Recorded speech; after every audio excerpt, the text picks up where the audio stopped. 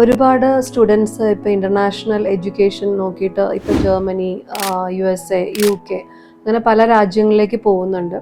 ഇപ്പം ജർമ്മനിയുടെ കേസ് വരുവാണെങ്കിൽ നമ്മുടെ മോസ്റ്റ് ഓഫ് ദ സ്റ്റുഡൻസ് ഇപ്പോൾ ജർമ്മനിയിൽ പഠിക്കുന്നവർക്ക് അവരുടെ എക്സ്ട്രാ ലഗേജസ് അവർക്ക് കൂടെ കൊണ്ടുപോകുമ്പോൾ അവർക്ക് ഫുഡ് ഐറ്റംസ്, പിക്കിൾസ്, ഓയിൽ അങ്ങനെയുള്ള ഹോം മെയ്ഡ് ഫുഡ് ഐറ്റംസ് അവർ ക്യാരി ചെയ്യാനായിട്ട് അവർക്ക് ബുദ്ധിമുട്ട് പറയാറുണ്ട്. അപ്പോൾ ഈ ഐറ്റംസ് എല്ലാം തന്നെ കൊറിയർ വേൾഡിൽ നമുക്ക് അയക്കാവുന്നതാണ്.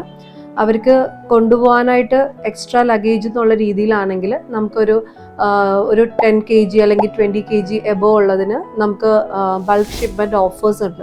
വളരെ കുറഞ്ഞ റേറ്റിൽ തന്നെ അവർക്ക് എല്ലാ ഫുഡ് ഐറ്റംസും ജർമ്മനിയിലേക്ക് എത്തിക്കാനുള്ള പ്രൊവിഷനുണ്ട്, ഇൻക്ലൂഡിങ് ഫ്രീ പാക്കേജിങ്.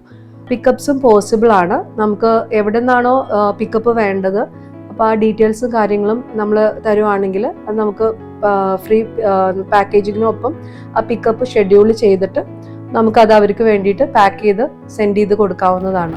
ജർമ്മനിയിലെ സ്റ്റുഡൻസിൻ്റെ കേസ് പറയുവാണെങ്കിൽ ഒരുപാട് പേര് home made food items opt ചെയ്യുന്നവരാണ്. ഇപ്പോൾ അച്ചാർ തന്നെയുണ്ട്, കണ്ണിമാങ്ങ, ഉപ്പിലിട്ടത്, അങ്ങനത്തെ ഐറ്റംസ് എല്ലാം അയക്കാമോ എന്ന് എപ്പോഴും നമുക്ക് എൻക്വയറീസ് വരുന്നതാണ്.